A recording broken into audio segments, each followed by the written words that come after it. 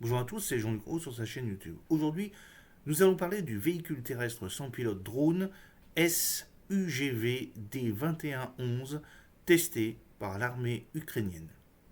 Un UGV désigné D2111, développé par l'armée ukrainienne, est actuellement en cours de test, a annoncé le ministre ukrainien de la transformation numérique, Mikhail Fedorov, repris par Mitalanil. Ce système a été créé dans le cadre du cluster technologique de défense Brave 1.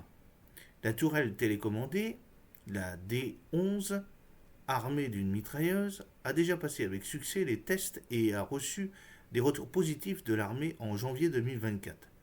Selon Fedorov, l'UGV sera utilisé par l'armée pour mener des opérations de reconnaissance, de logistique et d'attaque ou défensive. Pour ces derniers, le D2111 est équipé d'un poste d'armes télécommandé dont l'armement peut varier. La tourelle télécommandée D11, armée d'une mitrailleuse, a déjà passé avec succès des tests et a reçu des retours positifs de la part de l'armée. Actuellement, les développeurs prévoient d'intégrer des armes de type OTAN dans la tourelle et de renforcer la résistance à la guerre électronique ennemie par le brouillage. L'équipe technique travaille actuellement à l'augmentation de la production en série. Le TD2111 UGV en configuration nue pendant les tests est présenté sur une photo.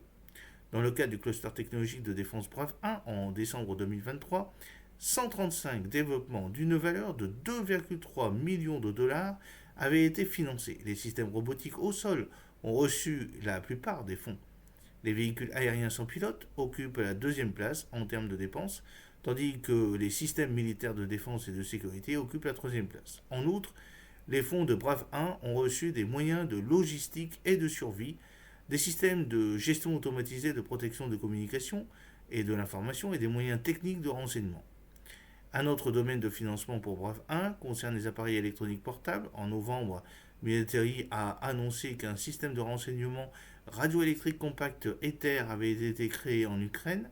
En décembre, Milrem Robotics a signé un accord avec Ukroborodrom pour le développement conjoint de systèmes robotiques au sol de nouvelle génération.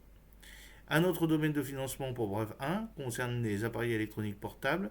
En novembre, Military a rapporté qu'un système de renseignement radioélectrique compact, Ether, avait été créé en Ukraine. J'espère que cette petite vidéo vous a plu. N'oubliez pas de cliquer sur le pouce pour la promouvoir, de vous abonner si ce n'est pas encore fait et de partager cette vidéo sur vos réseaux sociaux. A très bientôt, fidèlement, Jean-Luc Haut.